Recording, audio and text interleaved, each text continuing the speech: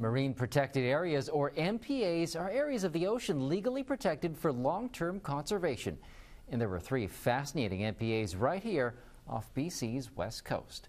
Veronica Cooper has more. This remarkable footage is from one of 3 marine protected areas, or MPAs, off BC's west coast. The Endeavour hydrothermal vents were designated by Canada's Oceans Act in 2003. This is a unique ecosystem found 250 kilometers southwest of Vancouver Island at over 2 kilometers of depth. The MPA is on the Juan de Fuca Plate, which produces underwater volcanoes billowing nutrient-rich water. What amazed biologists is when they first discovered these, down at these deep extreme environments with hot, nutrient-rich water, there's these ecosystems, very unique animals, quite diverse compared to the local deep sea. The second MPA was established in April 2007. It's a 180-kilometer distance from the west coast of Haida. There's essentially 3 seamounts, so underwater mountains, that rise from 3,000 kilometers depth up to 24 meters just below the surface. And with such a great range of depth and ocean currents swirling around the underwater mountains, there's an incredible diversity of sea life to study.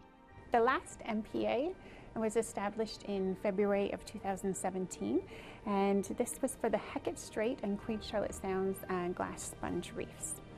The sponges are animals made of silica or glass and form reefs similar to coral reefs in the tropics. The 4 reefs in the MPAs are thought to be over 9,000 years old. They had known that they had existed in the Jurassic, and they thought they were extinct worldwide until they found them off the Canadian coast in 1987. In May of 2017, scientists established an area of interest on the offshore Pacific coast, which may become the largest MPA in Canada. In 2018, a team of scientists went out and did collections. The expedition was live-streamed. Gartner spotted this deep-sea urchin on the webcast, and knowing the museum didn't have one in the collection, asked if one could be collected.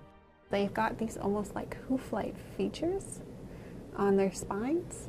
Gartner is now researching what species this deep-sea urchin belongs to.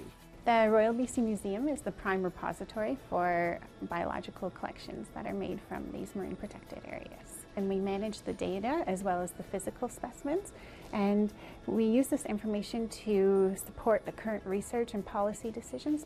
And to safeguard these fascinating specimens for future study by future generations. This Week in History, brought to you by the Royal BC Museum, bringing British Columbia's stories together.